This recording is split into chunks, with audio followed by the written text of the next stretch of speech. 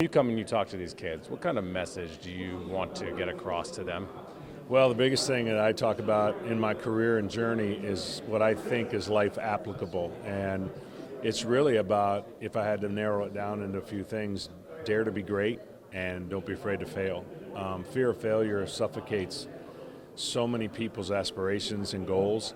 And I know everyone wants to know what's the blueprint to get to XYZ, wherever that is. Well, part of it is you can't be afraid to fail. And getting outside your comfort zone is not a lot of fun for a lot of people. In athletics, that's what happens all the time. You get exposed, and if you're afraid to fail, then you kind of slide back into your comfort zone. Twice you've mentioned purpose and why. Your faith, how much did that mean to you in finding your purpose, your why, and moving forward? It was essential for me. In 1995, I became a Christian. I was having a kind of a roller coaster career.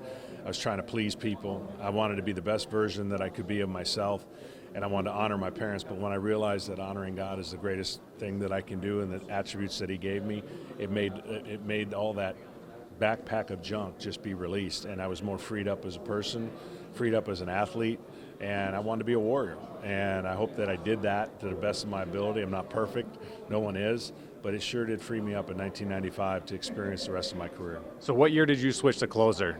That would be 2001, I believe. At the end of 2001, I kind of did it out of necessity after an injury, and then it became the only thing they wanted me to do. And that was a life-changing experience for me, that had I not had that kind of DNA that we just talked about. Right, so that's kind of, I asked, like that ego.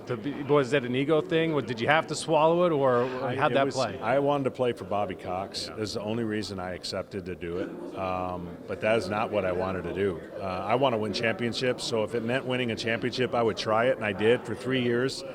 I learned a lot of life lessons in those short 3 years. We didn't win a World Series. We didn't win a series. So I went back to what I loved. But it was a lesson that I learned in life about being adjusted and going outside my comfort zone, because there's no greater outside of comfort zone than that role change. Because I know people think, what's the difference? You're just pitching. It's a huge difference. It's a personality difference. It's a structure. Everything about it's different.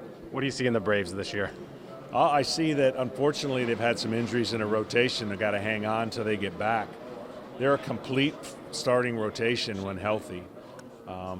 I think that they're excitable in their offense, but they also strike out a lot. Yeah. So they got to balance that a little bit, but a very good team. You know, this year is going to go down to the wire. I know a lot of people with the start thought that they would kind of run away and hide, but injuries affect everybody. And right now, if they don't get Max Fried and Kyle Wright back into the rotation, they got to kind of steady the ship. They've got some great contributions already out of kids that I'm sure, maybe they didn't see happening.